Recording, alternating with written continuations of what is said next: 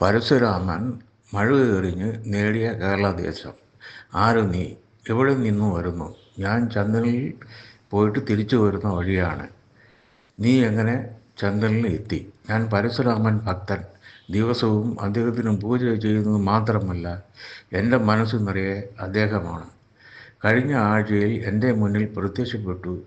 ദിവസവും എന്നെ പൂജിച്ച് ഭക്തിയോടെ ആരാധിച്ചു കൊണ്ടിരിക്കുന്ന നിനക്ക് എന്ത് വരം വേണമെന്ന് ചോദിച്ചു. ഞാൻ ആരാധിക്കും ദൈവമായ താങ്കൾ മഴുകെറിഞ്ഞ് കേരളദേശത്തെ സൃഷ്ടിച്ചു. അതുപോലെ എന്നെ മഴുവായി ഭാവിച്ച് ചന്ദ്രനിലേക്ക് എടുത്ത് എറിയാൻ അപേക്ഷിച്ചു. ഉടനെ അദ്ദേഹം തഥാസ്തു എന്ന് പറഞ്ഞ് എറിയും മുമ്പ് ഒരു മഴുവും ഒരു പാരച്യൂട്ടും നീട്ടി. തിരിച്ചു വരുന്നതിന് ഉപകരിക്കും. ഈ മഴു ഇപ്പോഴും നിന്റെ കയ്യിൽ വച്ചിരിക്കണം. ചന്ദ്രനിൽ പോയി വീണതോ നമ്മുടെ ഭാരതം പതാക നട്ടു വച്ചിരിക്കുന്നതിന് സമീപം. ഉടനെ അതിനടുത്ത് തന്നെ 20 ഏക്കർ നിലത്തെ വളച്ച് മണ്ണിൽ മഴു കൊണ്ട് അടയാളപ്പെടുത്തി ചില കല്ലുകൾ അടുക്കി വെച്ചു. പതാകയ്ക്ക് ഒരു സല്യൂട്ട് ചെയ്ത് പതാക തുണിയെ എടുത്ത് കഴുത്തിൽ ചുറ്റി പാരച്യൂട്ട് വിരിച്ചു. അവിടെ നിന്നും പുറപ്പെട്ടു അന്തമാൻ വഴി പറന്നു വന്നുകൊണ്ടിരിക്കുമ്പോൾ എൻ്റെ കയ്യിൽ ഇരിക്കുന്ന മഴു കണ്ട കടൽപ്പടை തോക്കെന്ന് തെറ്റിദ്ധരിച്ച് എന്നെ നോക്കി വെടിവെച്ചു. അത് എൻ്റെ മേൽ പെടാതെ പാരച്യൂട്ട് കിഴിച്ചു. ഞാൻ പൊത്തുന്ന് കടലിൽ വീണു. എൻ്റെ കഴുത്തിൽ കണ്ട പതാകയാൽ എന്നെ വിട്ടു. അവിടെ നിന്ന് വരുന്ന വഴിയാണ്. അത് ശരി, ശബ്ദം മാത്രം കേൾക്കുന്ന താങ്കൾ ആരാണ്? എന്നോടാണ് ഈ ചോദ്യം. എടാ ബുദ്ധിയില്ലാത്തവനെ, ഞാനടാ പ്രകൃതി ദേവി. പ്രകൃതി ദേവിയെ ശരണം, ഞങ്ങളെ ആശീർവദിക്കണം. ഈശ്വരിയെ, സാധ്യമല്ല. പ്രകൃതി സുന്ദരമായ ഭൂമിയെ സൃഷ്ടിച്ച് അതിൽ ലക്ഷക്കണക്കിന് പലതരപ്പെട്ട ജീവരാശികളെയും പല സസ്യങ്ങളെയും സൃഷ്ടിച്ച്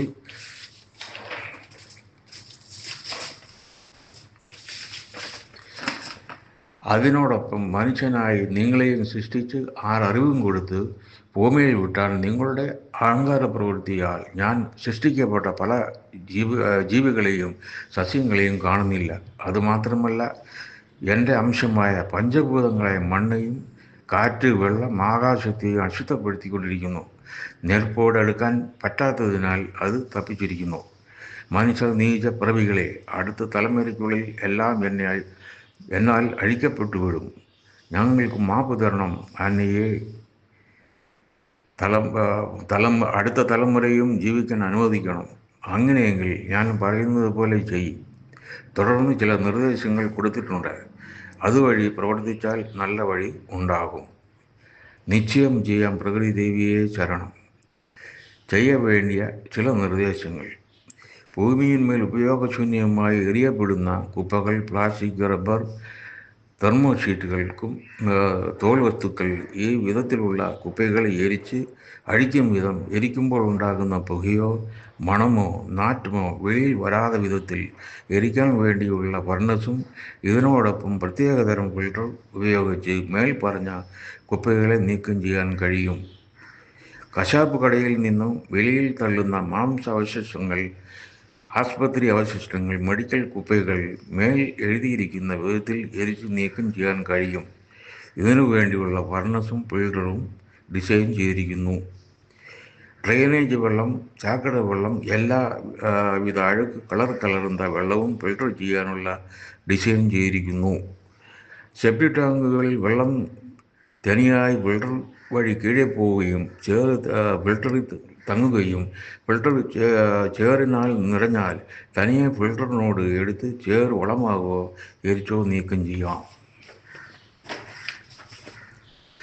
ചില കമ്പനികളിൽ നിന്നും വെളിയേറ്റപ്പെടും വിഷപ്പുക, ചില ദ്രാവകങ്ങളാൽ ഉണ്ടാകുന്ന വിഷം കലർന്ന നാറ്റം, വെളിയിൽ കാറ്റോട് കലർന്നുണ്ടാകുന്ന ബാധിപ്പിനെ തടുക്കാൻ വേണ്ടിയുള്ള ഫിൽട്ടർ ഡിസൈൻ ചെയ്തിരിക്കുന്നു.